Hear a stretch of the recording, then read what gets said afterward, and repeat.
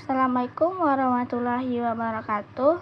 Pada kesempatan kali ini, saya dan rekan-rekan saya akan mempresentasikan tentang pengamanan sistem informasi perusahaan untuk memenuhi tugas sistem informasi manajemen dengan dosen pengampu Bapak Dr. Rino, SPD, MPD, MM. Sebelum masuk pada materi, kelompok ini beranggotakan 3 orang. Yang pertama, saya sendiri, Fatana Narasida, dengan pemateri 1, yaitu keamanan pada sistem dan penyalahgunaan.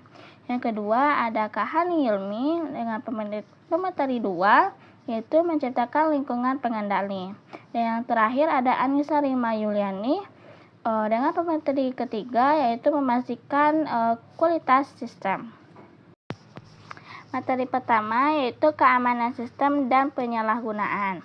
Pengamanan atau security merujuk pada kebijakan prosedur dan pengukuran teknik yang digunakan untuk mencegah akses yang tidak sah, penggantian, pencarian, atau kerusakan fisik pada sistem informasi.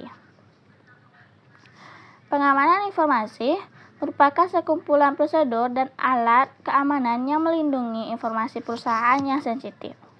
Keamanan informasi mencangkup keamanan fisik, lingkungan kontrol akses, dan keamanan siber. Beberapa aspek keamanan sistem informasi adalah yang pertama confidentiality, kerahasiaan, yaitu usaha pelindungan dari akses yang tidak berhak. Yang kedua ada integrity atau integritas, yaitu penjagaan data dari perubahan oleh yang tidak memiliki hak. Yang ketiga ada availability atau ketersediaan, yaitu informasi tersedia ketika ada pihak yang membutuhkan. Selain itu ada beberapa contoh teknologi keamanan data. Yang pertama ada enkripsi data, yaitu mengamankan data dengan mengubahnya menjadi format yang tidak dapat dibaca tanpa kunci deskripsi. Yang kedua, ada autentikasi dan otorisasi pengguna. Adalah proses verifikasi identitas pengguna. Sedangkan otorisasi menentukan hak akses pengguna setelah identitas mereka terverifikasi. Yang ketiga ada deteksi risiko dari dalam, yaitu teknologi ini berfokus pada identifikasi dan mitigasi risiko yang mungkin muncul dari dalam organisasi, termasuk aktivitas mencurigakan oleh karyawan atau sistem. Yang keempat ada kebijakan pencegahan kehilangan data, yaitu kebijakan ini mencangkup langkah-langkah untuk mencegah kehilangan data, termasuk penggunaan perangkat lunak untuk memantau dan melindungi informasi yang sensitif. Yang kelima ada pencadangan data, yaitu membuat salinan data secara berkala untuk melindungi dari kehilangan data. Yang keenam ada peringatan real time, yaitu sistem peringatan real time memberikan notifikasi segera tentang potensi pelanggaran keamanan atau aktivitas yang mencurigakan, yang memungkinkan respon cepat terhadap ancaman. Selanjutnya ada penilaian risiko, yaitu penilaian risiko melibatkan analisasi potensi ancaman terhadap data dan sistem, serta menentukan langkah-langkah yang diperlukan untuk mengurangi risiko tersebut. Yang terakhir ada pengauditan data, yaitu proses pemeriksaan atau mereview akses serta penggunaan data untuk memastikan kepatuhan terhadap kebijakan keamanan dan mendeteksi penyalahgunaan. B. Menciptakan lingkungan pengendali dalam konteks sistem informasi. Maksudnya adalah memastikan bahwa semua proses dan data dikelola dengan baik.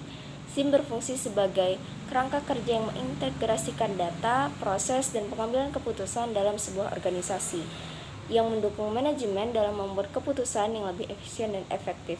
Pentingnya lingkungan pengendali, yaitu pengelolaan data yang efisien, di mana SIM mengumpulkan, menyimpan, dan mengolah data dari berbagai sumber untuk menyediakan informasi yang relevan dan manajemen.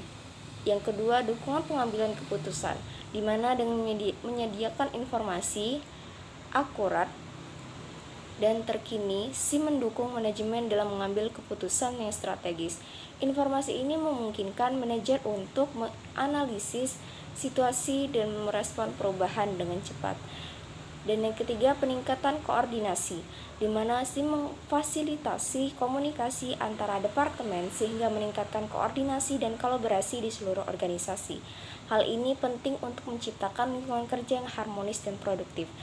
Dan yang selanjutnya, pengendalian internal, di mana lingkungan pengendalian yang baik juga mencakup pemantauan dan evaluasi kinerja.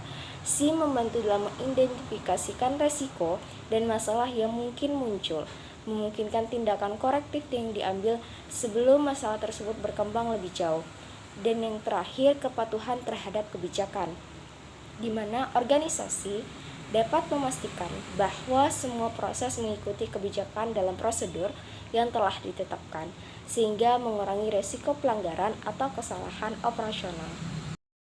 Baiklah, di sini saya Anissa Mulyani akan menjelaskan atau mempresentasikan materi ketiga kita mengenai memastikan kualitas sistem. Selain menerapkan keamanan dan kontrol yang efektif, organisasi dapat meningkatkan kualitas dan keandalan sistem dengan menggunakan matriks perangkat lunak dan pengujian perangkat lunak yang ketat. Matriks perangkat lunak adalah penilaian objektif sistem dalam bentuk pengukuran yang terukur. Penggunaan matriks yang berkelanjutan memungkinkan Departemen Sistem Informasi dan pengguna akhir bersama-sama mengukur kinerja sistem dan mengidentifikasikan masalah yang saat itu terjadi menurut Laudon tahun 2006. Contoh matriks perangkat lunak meliputi 1. Jumlah transaksi yang dapat diproses dalam satuan waktu tertentu. Maksudnya, mengukur kapasitas sistem dalam menangani beban kerja. Yang kedua, waktu responnya daring. Menilai seberapa cepat sistem dapat merespon para penggunanya atau permintaan para penggunanya. Yang ketiga, jumlah cek gaji yang dicetak per jam. Maksudnya, mengukur efisiensi dalam proses pengolahan data. Dan yang keempat atau yang terakhir, jumlah bug yang diketahui per baris kode. Maksudnya, menilai kualitas kode dan potensi masalah dalam perangkat lunak.